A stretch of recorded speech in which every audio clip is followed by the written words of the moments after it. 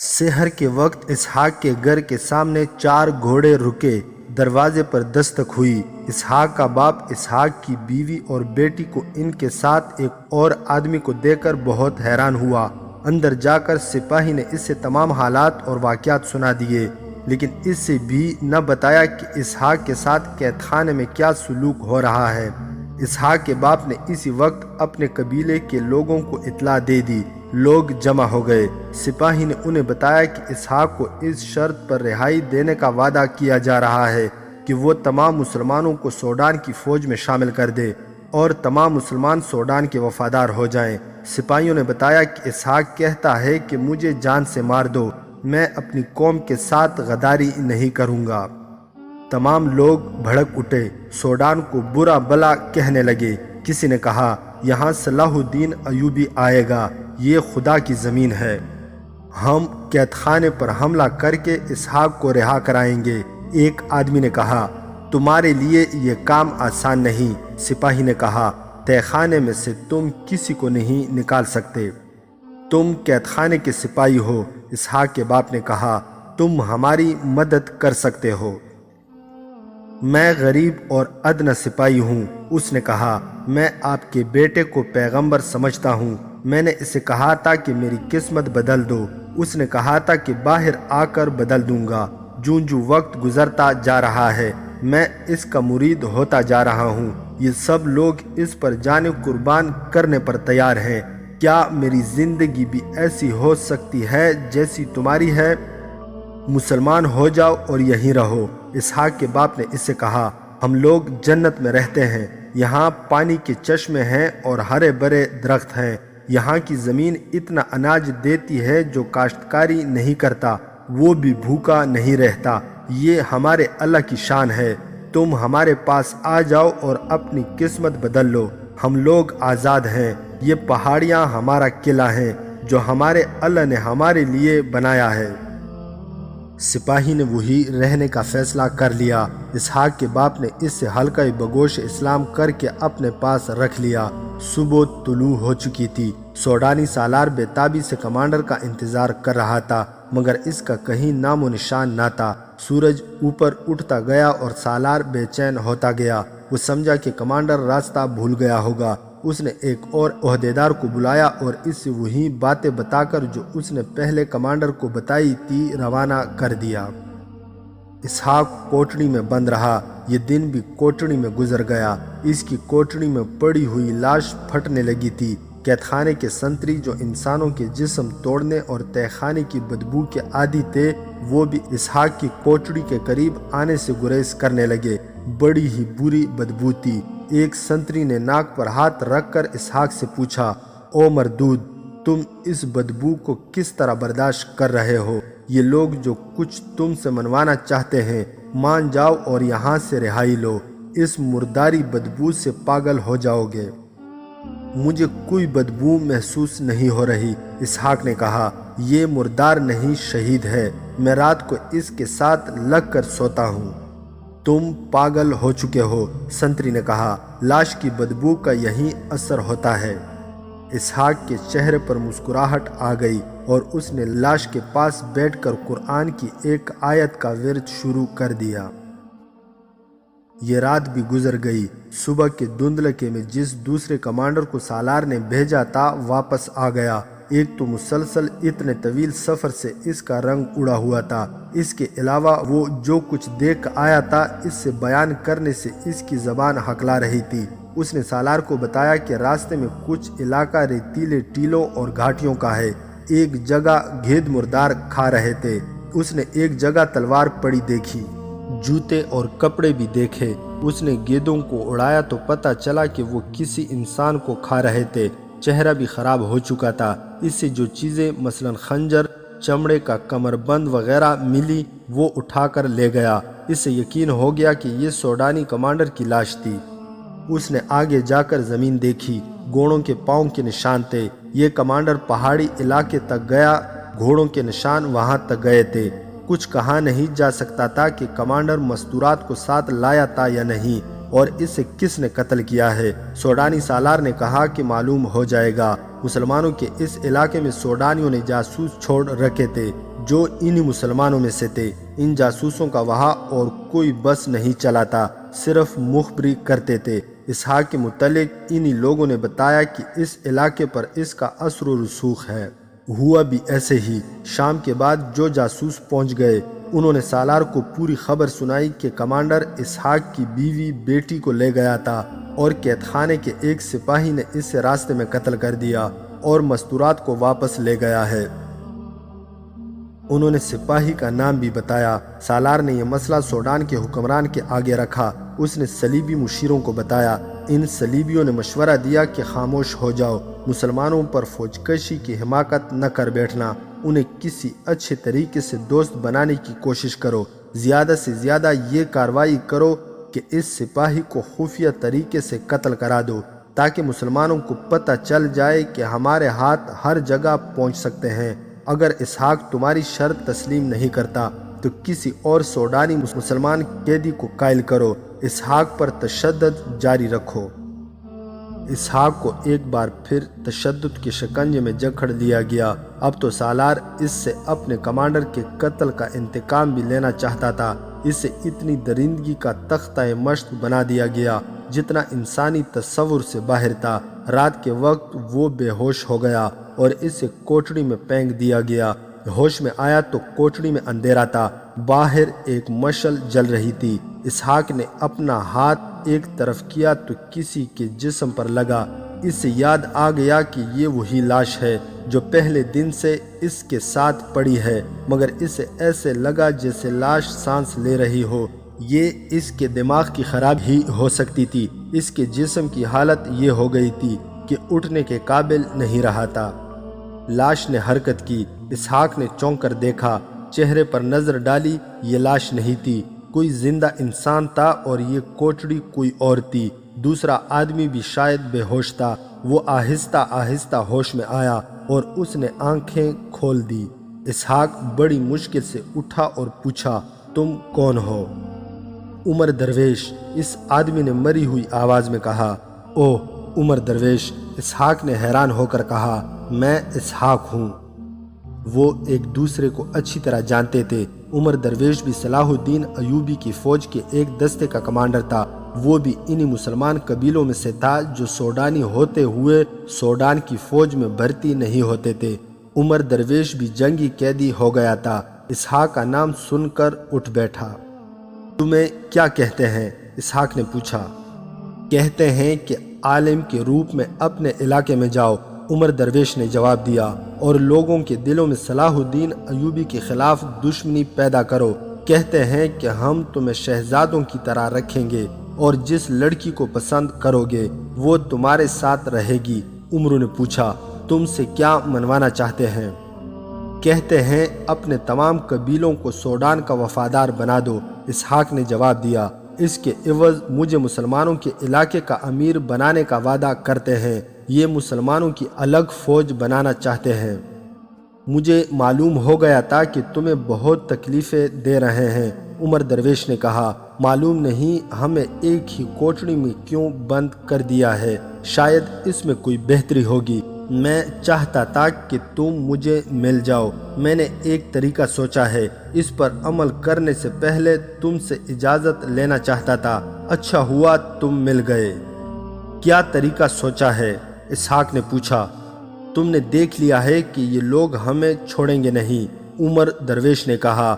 ہم اذیتیں کب تک برداشت کریں گے؟ آج نہیں تو کل مر جائیں گے۔ یہاں اور کئی سوڈانی مسلمان قید ہیں، کوئی نہ کوئی ان کے جال میں آ جائے گا۔ میں ڈرتا ہوں کہ ہمارے چند ایک ساتھیوں کو یہ ورغلا کر ہماری قوم میں تفرقہ ڈال دیں گے۔ ایک صورت یہ ہے کہ تم ان کی شرط مان لو، اس بہانے آزاد ہو جاؤ اور اپنے علاقے میں جا کر کچھ بھی نہ کرو۔ رات کے اندھیرے میں مصر کو نکل جاؤ، تمہیں زندہ رہنا چاہیے۔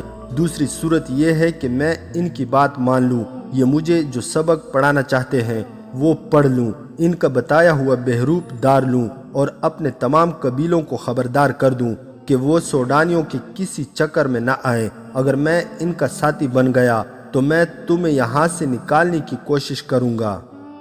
یہ بھی تو ہو سکتا ہے کہ سوڈانی ہمارے علاقے پر حملہ کر دے۔ اسحاق نے کہا، ہمارے لوگ اتنی جلدی ہتھیار ڈالنے والے تو نہیں، لیکن فوج اتنی جلدی ختم نہیں ہوتی۔ فوج آخر فوج ہے، ہمیں قربانی دینی پڑے گی۔ عمر درویش نے کہا، ہم مصر سے چھاپا ماروں کی مدد حاصل کر سکتے ہیں۔ فی الوقت ضرورت یہ ہے کہ ہم دونوں میں سے ایک آدمی باہر نکل جائے۔ اگر ہم دونوں اکٹھے ان کی شرط مان کر نکل جائیں تو اور زیادہ بہتر ہے۔ میں یہی رہوں گا۔ اسحاق نے کہا، تم انہیں دھوکہ دو۔ اگر ہم نے اکٹھے ان کی بات مان لی تو انہیں شک ہوگا، یہ سمجھ جائیں گے کہ ہم نے رات ایک کوٹڑی میں رہ کر کوئی منصوبہ تیار کیا ہے۔ میں سختیاں برداشت کرتا رہوں گا، تم نکل جاؤ۔ صبح طلوع ہوتے ہی کوٹڑی کا دروازہ کھلا۔ ایک سپاہی نے اسحاق کو برچی چبوئی اور اسے اٹھا کر دھکے دیتا اپنے ساتھ لے گیا۔ کوٹڑی کا دروازہ پھر بند ہو گیا۔ تھوڑی دیر بعد سوڈانی فوج کا ایک عہدیدار آیا۔ اس نے سلاخوں میں سے عمر درویش سے پوچھا، اگر تم نے آج انکار کیا تو تصور نہیں کر سکتے کہ تمہارے جسم کا کیا حال ہوگا۔ ہم تمہیں مرنے نہیں دیں گے۔ تم اس دنیا میں دوزخ دیکھ لو گے، ہر روز مرو گے اور ہر روز جیو گے۔ مجھے کسی اچھی جگہ لے چلو۔ عمر درویش نے کہا، میرے جسم کو ذرا سا سکون آنے دو، یہاں میں کچھ بھی نہیں سوچ سکتا۔ میں تمہیں جنت میں بٹھا سکتا ہوں۔ سوڈانی عہدیدار نے کہا، تمہیں جنت کی پریوں میں بٹھا دوں گا، اور اگر وہاں بھی تم نے انکار کیا تو جتنے دن زندہ رہو گے پچھتاتے رہو گے۔ ہمیں رو رو کر کہو گے کہ میں نے تمہاری شرط مان لی ہے، تو بھی ہم تم پر اعتبار نہیں کریں گے۔ وہ کراہ رہا تھا، اس کی آنکھیں پوری طرح کھلتی نہیں تھی۔ اس نے سرگوشی سی کی، ایسا نہیں ہوگا، مجھے کہیں لے چلو اور بتاؤ کہ مجھے کیا کرنا ہے۔ اسے اسی وقت لے گئے اور ویسے ہی خوشنما کمرے میں جا رکھا جیسے اسحاق کو دیا گیا تھا۔ تھوڑی دیر بعد ایک طبیب آ گیا۔ اس نے اس کے جسم کا معائنہ کر کے اسے دوائیں پلائی۔ اسے اعلیٰ قسم کا کھانا کھلایا گیا۔ اس دوران اسی سوڈانی سالار نے جو اسحاق کا جسم توڑتا رہتا تھا، عمر درویش سے پوچھا، کیا تم نے ہماری ہر بات ماننے کا فیصلہ کر لیا ہے؟ عمر درویش نے سر ہلا کر رضامندی کا اظہار کیا۔ کھانا کھاتے ہی وہ لیٹا اور گہری نیند سو گیا۔ اس کی جب آنکھ کھلی تو رات بھی گزر چکی تھی اور اگلا دن گزر گیا تھا۔ وہ بہت دنوں سے قید خانے کے تہہ خانے میں اذیتیں برداشت کر رہا تھا۔ جسم بہت حد تک سوکھ گیا تھا، ہڈیاں دکھ رہی تھی۔ اتنے نرم و گداز بستر پر اتنی لمبی نیند سے اس کے جسم میں صحت کے اثرات نظر آنے لگے۔ اسے دوائیاں دی گئی اور اسے بادشاہوں والا کھانا کھلایا گیا تھا۔ اس کی آنکھ کھلی تو اس کے سامنے ایک لڑکی کھڑی مسکرا رہی تھی۔ وہ بہت ہی خوبصورت لڑکی تھی۔ اس کے بال ریشمی تھے اور کھلے ہوئے۔ اس کے کندھے، بازو اور سینے کا کچھ حصہ عریاں تھا۔ عمر درویش فوجی تھا، جنگلوں میں پیدا ہوا اور فوج میں اس کی عمر میدان جنگ میں گزر رہی تھی۔ اس لڑکی کو اس نے خواب سمجھا، لیکن لڑکی نے آگے ہو کر اس کے سر پر ہاتھ پھیرا تو اسے یقین آیا کہ یہ خواب نہیں۔ لڑکی باہر چلی گئی اور طبیب کو بلا لائی۔ طبیب نے اسے دیکھا اور دوائی پلا کر چلا گیا۔ فوراً بعد دو صلیبی آ گئے۔ وہ سوڈانی زبان روانی سے بولتے تھے، تخریب کاری کے ماہر معلوم ہوتے تھے۔ انہوں نے عمر درویش کو اس مہم کے لیے تیار کرنا شروع کر دیا کہ وہ اپنے علاقے میں جا کر یہ نہیں بتائے گا کہ وہ قید میں رہا ہے، بلکہ یہ بتائے گا کہ میدان جنگ میں اسے ایک بزرگ ملے تھے جنہوں نے اسے کہا تھا کہ مصری فوج کا سوڈان پر حملہ مصر کے لیے مہنگا ثابت ہوگا۔ مسلمانوں کے لیے بہتر یہ ہے کہ سوڈان کا ساتھ دیں، ورنہ تباہ ہو جائیں گے۔ صلیبیوں نے اسے یہ بھی بتایا کہ وہ مجذوب عالم کے بھیس میں مسلمانوں کے دلوں میں سلطان صلاح الدین ایوبی اور مصر کی حکومت کے خلاف نفرت پیدا کرے گا۔ عمر درویش خندہ پیشانی سے رضامند ہو گیا۔ اسی وقت اس کی ٹریننگ اور ریہرسل شروع ہو گئی۔ شام کے بعد اس کے آگے لڑکیوں نے کھانا چنا، شراب بھی رکھی گئی جو اس نے قبول نہ کی۔ کھانے کے بعد جب لڑکیاں دسترخوان سمیٹ کر لے گئیں تو ایک اور لڑکی شب خوابی کے لباس میں آ گئی۔ اس کا جسم نیم عریاں اور چال ڈھال اشتعال انگیز تھی۔ تم کیوں آئی ہو؟ عمر درویش نے لڑکی سے پوچھا۔ آپ کے لیے۔ لڑکی نے جواب دیا، میں آپ کے پاس رہوں گی۔ تمہارا نام کیا ہے؟ عمر درویش نے پوچھا۔ عاشی، لڑکی نے جواب دیا اور اس کے پلنگ پر بیٹھ گئی۔ عاشی، عمر درویش نے کہا، مجھے تمہاری ضرورت نہیں، تم چلی جاؤ۔ میں حکم لے کر آئی ہوں کہ مجھے آپ کے ساتھ رہنا ہے۔ مجھ سے یہ لوگ جو بات منوانا چاہتے تھے وہ میں نے مان لی۔ عمر درویش نے کہا، اب مجھے تم جیسے حسین فریب کی کوئی ضرورت نہیں رہی۔ میں جانتی ہوں، عاشی نے کہا، آپ کے متعلق مجھے سب کچھ بتا دیا گیا ہے۔ میں انعام کے طور پر آئی ہوں۔ مجھے یہ بھی معلوم ہے کہ آپ کو میری ضرورت ہے۔ سپاہی جب میدان جنگ سے آتے ہیں تو ان کی روح عورت کی طلبگار ہوتی ہے۔ میں ہارا ہوا سپاہی ہوں۔ عمر درویش نے کہا، میری روح مر گئی ہے، مجھے اپنے جسم سے نفرت ہو گئی ہے، مجھے اس کی کسی بھی ضرورت کا احساس نہیں رہا۔ قید خانے میں ابلے ہوئے پتے کھاتا رہا تو بھی مطمئن رہا، یہاں اتنے اچھے کھانے کھائے ہیں تو بھی مطمئن ہوں، لیکن خوش نہیں ہوں، میں شکست خوردہ ہوں۔ لڑکی ہنس پڑی جیسے کسی نے جل ترنگ چھیڑ دیا ہو۔ شراب کے 2-4 گھونٹ آپ کو مسرتوں سے مالا مال کر دیں گے۔ لڑکی نے کہا، حلق سے اتر جائیں تو مجھے دیکھنا، مجھ میں آپ کو پھولوں کا حسن نظر آئے گا۔ میری مجبوری یہ ہے کہ میں مسلمان ہوں۔ عمر درویش نے کہا، ہم عصمتوں سے کھیلا نہیں کرتے، عصمتوں کی حفاظت کیا کرتے ہیں۔ صرف مسلمان لڑکیوں کی عصمتوں کی حفاظت کرتے ہوں گے۔ لڑکی نے کہا، میں مسلمان نہیں اور تم عصمت والی بھی نہیں۔ عمر درویش نے کہا، پھر بھی میرا فرض ہے کہ تمہاری عصمت کا خیال رکھوں۔ لڑکی مسلمان ہو یا کسی اور مذہب سے تعلق رکھتی ہو، اپنی قوم کی ہو یا اپنے دشمن کی، مسلمان اگر ایمان کا پکا ہے تو اس کی عصمت کی حفاظت کرے گا۔ تم تمام رات میرے پاس بیٹھی رہو، صبح سب کو بتاتی پھرو گی کہ رات ایک پتھر کے پاس بیٹھ کر گزاری ہے۔ کیا میں خوبصورت نہیں؟ لڑکی نے پوچھا۔ تم جیسی بھی ہو میرے کسی کام کی نہیں۔ عمر درویش نے کہا، میں تمہارے کام آ سکتا ہوں۔ اگر تم اس ذلیل زندگی سے آزاد ہونا چاہو تو میں تمہیں جان پر کھیل کر یہاں سے نکال لے جاؤں گا اور کسی شریف گھرانے میں آباد کر دوں گا۔ آپ سے پہلے بھی یہاں ایک آیا تھا، عاشی نے کہا، وہ بھی آپ کی طرح باتیں کرتا تھا، وہ بھی سوڈانی مسلمان تھا۔ میں آپ کی یہ بات مان نہیں سکتی کہ چونکہ آپ مسلمان ہیں اس لیے آپ عورت میں دلچسپی نہیں لیتے۔ میں نے مصر کے کئی مسلمان دیکھے ہیں، وہ عورت کو دیکھ کر بھوکے درندے بن جاتے ہیں۔ میں 3 ایسے مصری مسلمان بتا سکتی ہوں جنہیں میں نے اور شراب کی اس سراہی نے غدار بنایا ہے۔ وہ کیسے مسلمان ہیں؟ وہ ایمان فروش ہیں۔ عمر درویش نے کہا، تم باتیں کر رہی ہو، میں تمہارے چہرے پر اور تمہاری آنکھوں میں تمہاری ماں اور تمہارے باپ کی جھلک دیکھنے کی کوشش کر رہا ہوں۔ وہ کہاں ہیں؟ زندہ ہیں؟ معلوم نہیں، عاشی نے کہا، آپ سے پہلے جو یہاں آیا تھا اس نے بھی یہی پوچھا تھا کہ تمہارے ماں باپ زندہ ہیں یا مر گئے ہیں۔ وہ اسحاق کی بات کر رہی تھی۔ اسحاق کو جب اس کمرے میں لایا گیا تو اس لڑکی کو اس کے کمرے میں بھیجا گیا تھا۔ اس نے عمر درویش سے کہا، اس سوڈانی مسلمان نے مجھ سے میرے ماں باپ کے متعلق پوچھ کر مجھے پریشان کر دیا تھا۔ ایسا سوال مجھ سے کبھی کسی نے نہیں پوچھا تھا۔ وہ پہلا آدمی تھا جس نے پوچھا تو میں رات بھر سوچتی رہی کہ میرے ماں باپ کون تھے اور کیسے تھے ضرور، مجھے کچھ یاد آتا تھا اور ذہن کے اندھیرے میں غائب ہو جاتا تھا۔ میں نے اپنے آپ کو ان کی یاد سے دور رکھنے کی کوشش شروع کر دی مگر میں کامیاب نہیں ہو سکی۔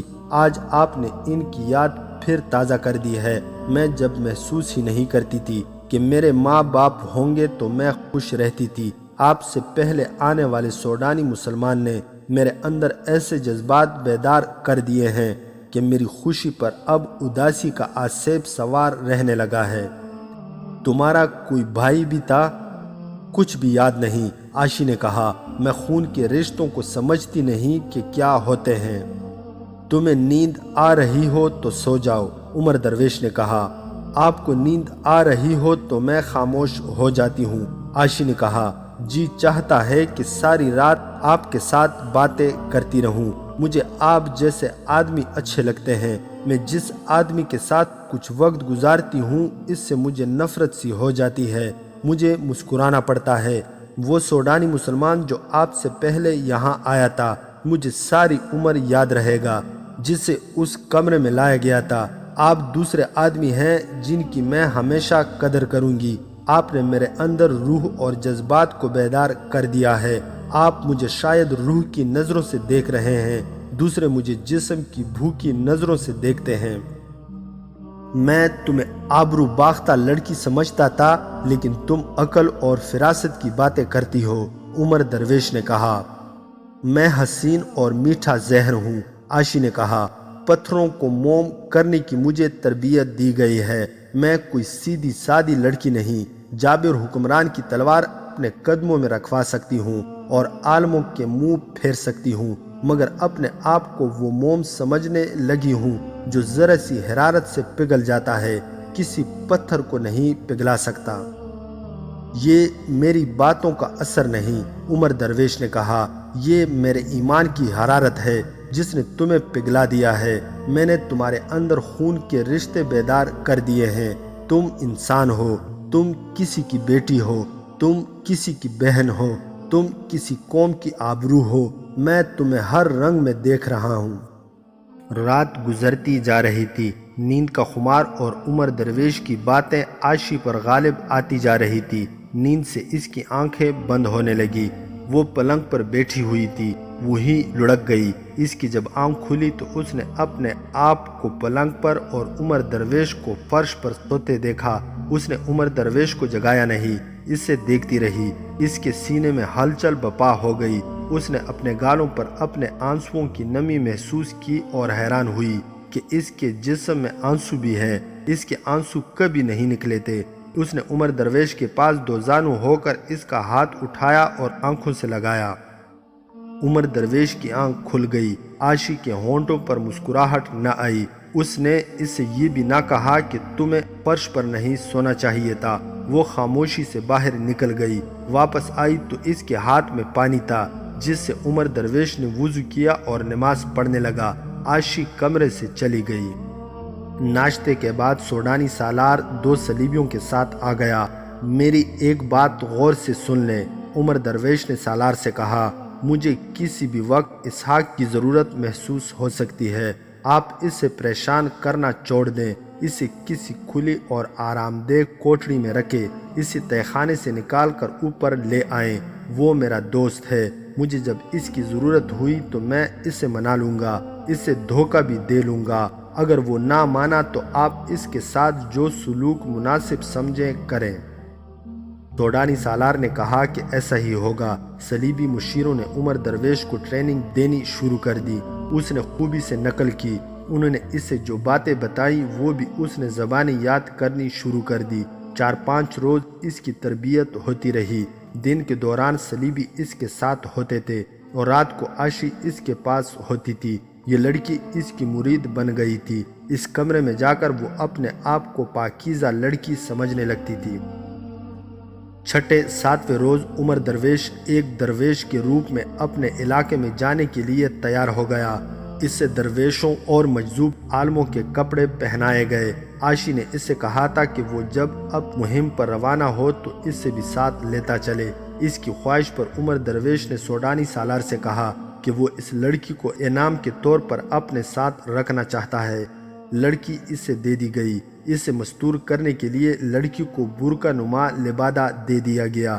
3 اونٹ دیے گئے، ایک پر عمر درویش سوار ہوا، دوسرے پر عائشی اور تیسرے پر ایک خیمہ اور کھانے پینے کا سامان لا دیا گیا۔ سوڈانی سالار نے عمر درویش کو 2 باتیں بتائی، ایک یہ کہ اسحاق کو تہہ خانے سے نکال کر اوپر کھلے کمرے میں بھجوا دیا گیا ہے، اور دوسری یہ کہ مسلمانوں کے علاقے میں اپنے آدمی موجود ہیں جو اس سے خود ہی ملیں گے اور اس کی مدد کریں گے۔ عمر درویش عائشی کو ساتھ لے کر ایک خطرناک مہم پر روانہ ہو گیا۔ سوڈانی سالار اس کے روانہ ہوتے ہی اپنے کمرے میں گیا۔ وہاں 6 آدمی بیٹھے ہوئے تھے۔ وہ سب سوڈانی مسلمان تھے۔ اور مسلمانوں کے پہاڑی علاقے کے رہنے والے تھے۔ انہیں سوڈان کی حکومت نے بہت انعام و اکرام دیا تھا۔ اپنے علاقے میں وہ پکے مسلمان بنے رہتے تھے۔